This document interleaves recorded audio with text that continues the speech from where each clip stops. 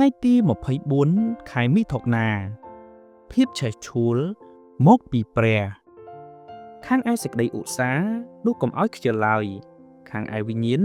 នោះក៏ចូលព្យាយាមចុះដោយខំប្រឹងបម្រើព្រះអង្គម្ចាស់ព្រះគម្ពីររ៉ូមចំពុក12ខ11សូមយើងស្រមៃថាមានផ្ទះបាយនៅក្នុងផ្ទះកសិដ្ឋានចាស់មួយខ្នងដែលនៅទីនោះនៅលើចង្ក្រានមានផ្ទះឆាមួយដែលមានទឹកកំពុងពុះនេះជារូបភាពដែលសាវកប៉ុលបានផ្ដល់ឲ្យតាក់ទងនឹងការបដិញ្ញាចិត្តខាងឯវិញ្ញាណត្រង់ចំណុចនេះគាត់កំពុងមានប្រសាសន៍ថានៅក្នុងព្រះគ្រីស្ទ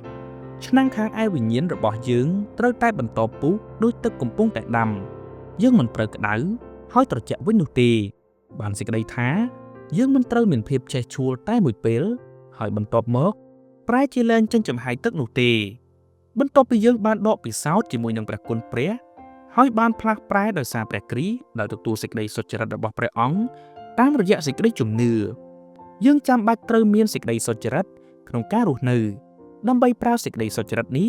យើងត្រូវធ្វើកិច្ចការដែលព្រះយេស៊ូវឲ្យយើងធ្វើដោយចិត្តឆេះឆួលដែលព្រះអង្គបានបណ្ដាលឡើងនិងបានបង្គាប់ឲ្យយើងមានទោះជាយ៉ាងណាក៏ដោយយើងងាយនឹងមានភាពខ្ជិលច្រអូសហើយប្រែជាមានភាពក្តៅមិនក្តៅត្រជាក់មិនត្រជាក់កាន់គម្ពីរសុភាសិតមានខគម្ពីរជាច្រើនដែលបានចែងអំពីគ្រោះថ្នាក់និងផលវិបាកនៃជីវិតដែលខ្ជិលច្រអូសដែលជាញឹកញាប់យើងស្ដាប់ទៅហាក់ដូចជាកំប្លែងបទគម្ពីរសុភាសិតមួយបានពិពណ៌នាអំពីបុរសម្នាក់ដែលខ្ជិលយ៉ាងខ្លាំងបានជាគាត់មិនអាចលើកស្លាបព្រាវពីក្នុងចានដាក់ចូលក្នុងមាត់ខ្លួនឯងព្រះគម្ពីរសុភាសិតចំពុក19ខ24និងចំពុក26ខ15ខគម្ពីរសុភាសិតមួយទៀតបានរៀបរាប់អំពីភាពខ្ជិលច្រអូសរបស់បុរសម្នាក់ដែលដេកសង្ងំនៅក្រោមភួយមិនព្រមងើបទៅណាគឺដូចតែមានសេចក្តីចែងថាមនុស្សខ្ជិលច្រអូសចេះតែបំរាស់នានាលនៅលើគ្រែបែបដូចទ្វារដែលបិទបើកទៅមកជាប់នឹងត្រចៀកដែរខ14ដោយទៅវិញគោលដៅធំបំផុតនៃភាពឧស្សាហ៍ដែលព្រះវិញ្ញាណបណ្ដាលឡើងគឺដើម្បីបម្រើព្រះអម្ចាស់ហេតុនេះហើយយើងចាំបាច់ត្រូវផ្ដោតទៅលើគោលដៅនេះពេលណាយើងផ្ដោតទៅលើគោលដៅនេះយើងនឹងដឹងថាសូម្បីតែកិច្ចការតូចបំផុតដែលមានដូចជាការទទួលភ្ញៀវការបោសសម្អាតផ្ទះការលាងចានការបង្រៀនអ្នកដទៃការចាក់ថ្នាំឲ្យអ្នកជំងឺការជជែកជាមួយកូនគឺសុទ្ធតែអាចក្លាយជាសកម្មភាពនៃការថ្វាយបង្គំខាងឯវិញ្ញាណ